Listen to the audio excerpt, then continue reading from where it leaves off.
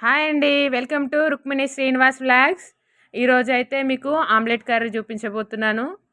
Omelette curry కోసం అయితే ఇట్లా ఒక పెనం పెట్టుకొని ఆమ్లెట్‌కైతే మనం ఎట్లా అయితే కలుపుకుంటామో 2 ఎగ్స్ ఏసి అందులో కొంచెం ఉప్పు, కొంచెం కారం, కొద్దిగా ఆహ్, చిన్న చిన్నగా కట్ చేసిన ఉల్లిపాయలైతే వేసి ఇట్లా షేక్ చేసి పెట్టుకున్నాను.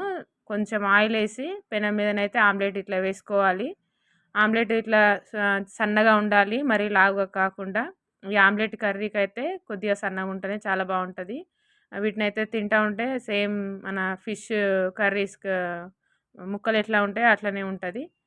ఇదైతే నేనైతే కొత్తగా ఏం కాదు. చాలా సార్లయితే ఇట్లా చేసినా. ఎప్పుడు బాయిల్డ్ ఎగ్ కాకుండా ఎప్పుడు ఇట్లా ఎగ్ ఫ్రైలు కాకుండా ఇట్లా ఒకసారయితే ట్రై చేయండి. నేనైతే చాలా సార్లు ట్రై చేసిన. ఇట్లా ఇట్లా ఆమ్లెట్ కర్రీ కోసమైతే మనకు కావాల్సినన్నయితే ఆమ్లెట్స్ అయితే వేసుకోవాలి. నేనైతే ఒక 3 ఆమ్లెట్స్ అయితే వేశాను. 6 ఎగ్స్ తోటైతే నేను 3 ఆమ్లెట్స్ అయితే వేశాను. ఇట్లా ఆమ్లెట్స్ ఏసిన తర్వాత ఆహ్, మనమైతే కర్రీకి ప్రిపేర్ చేసుకోవడానికైతే పక్కకి గంజు లేదా ఇట్లా బాండి పెట్టుకోవచ్చు. నేనైతే మీకు చూపించడానికి ఫస్ట్ అయితే ఆమ్లెట్ వేస్తున్నాను. నేనైతే 2 ఒకటేసారి చేస్తాను. ఎందుకంటే తొందరగా చేసుకోవడానికైతే పక్కకి కర్రీ రెడీ చేస్తూ ఇటు సైడ్ అయితే ఆమ్లెట్ వేస్తాను. మీకోసమైతే ఈ అర్థమయ్యడానికైతే నేను ఫస్టు ఆమ్లెట్ అయితే వేస్తున్నాను. ఇట్లా మనకు కావాల్సినన్ని ఆమ్లెట్స్ అయితే వేసుకోవాలి. నేనైతే 3 అయితే ఆమ్లెట్స్ వేశాను. ఇట్లా ఆమ్లెట్స్ వేయడం కంప్లీట్ కాగానే వాటినైతే మనకు నచ్చిన సైజులో చిన్నగా, పెద్దగా అని కాకుండా మీడియం సైజులో అయితే ఇట్లా కట్ చేసుకోవాలి.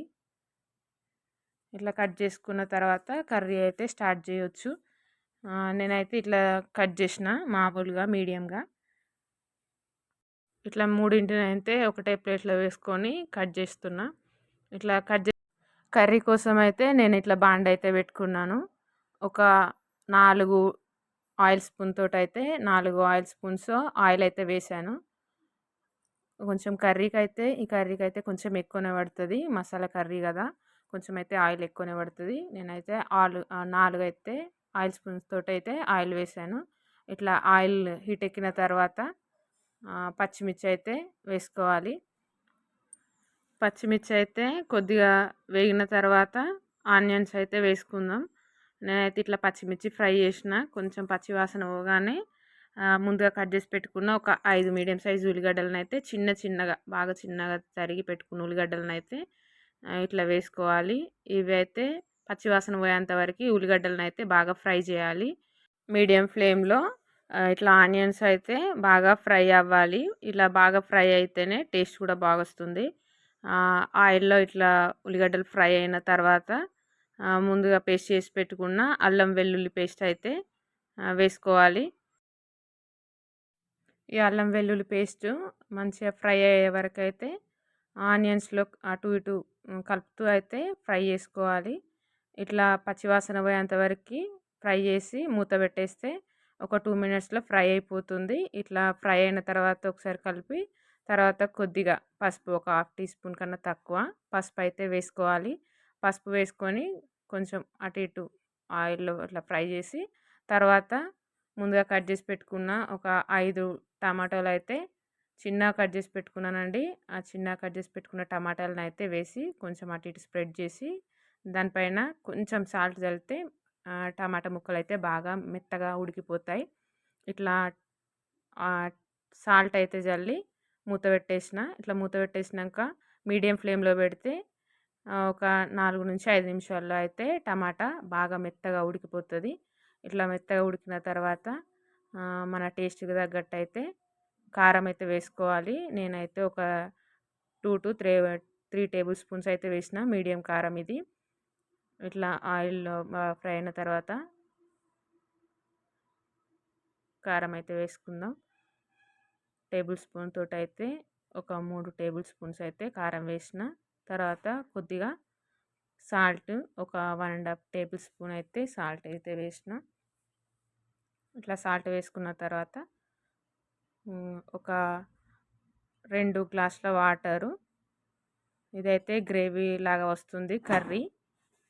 2 గ్లాసుల వాటర్ అయితే వేసుకోవాలి. ఇట్లా వాటర్ వేసుకొని కలిపి మూత పెట్టేసుకుంటే ఒక 4-5 మినిట్స్‌లో అయితే మన కర్రీ ముక్కలు అయితే వేసుకోవడానికైతే గ్రేవీ లాగా రెడీ అవుతుంది. ఇట్లా ఒక 2 గ్లాస్ అయితే వాటర్ వేసుకోవాలి. వేసుకొని ఇట్లా మూత పెట్టేసుకుంటే మనకైతే ఇట్లా గ్రేవీ లాగా వస్తుంది. దానిలో మనం ముందుగా కట్ చేసి పెట్టుకున్న ఆమ్లెట్ ముక్కలైతే ఇట్లా వేసుకొని ఒకసారి కలిపి నాకైతే కొత్తిమీర దొరకలేదండి.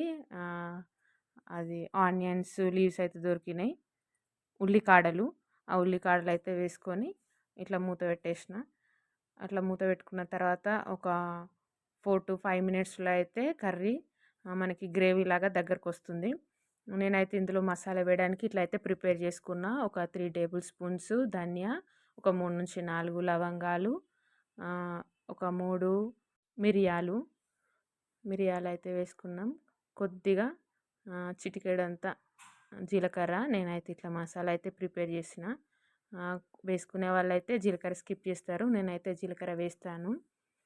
ఇట్లా అయితే వేసి కొద్దిగా మీడియం ఫ్లేమ్లో అయితే వీటిని వేపుకొని తర్వాత ఇట్లా అయితే దంచుకోవాలి. నేనైతే వీలైనప్పుడల్లా అయితే ఇట్లా ట్రై చేస్తా. అప్పటికప్పుడు అయితే దంచుకొని అయితే ఇట్లా వేసుకుంటే అయితే ఫ్లేవర్ అయితే సూపర్గా వస్తుంది. స్మెల్ టేస్ట్ 2 బాగుంటాయి. వీలు కానప్పుడు అయితే ముందుగా ప్రిపేర్ చేసుకున్న మసాలా అయితే వేస్తాను. ఇట్లా మసాలా వేసినాక ఒక 4-5 మినిట్స్‌లో అయితే మన గ్రేవీ లాగా దగ్గరకైతే వస్తుంది. థ్యాంక్ యూ అండి. Thank you for watching. Please subscribe.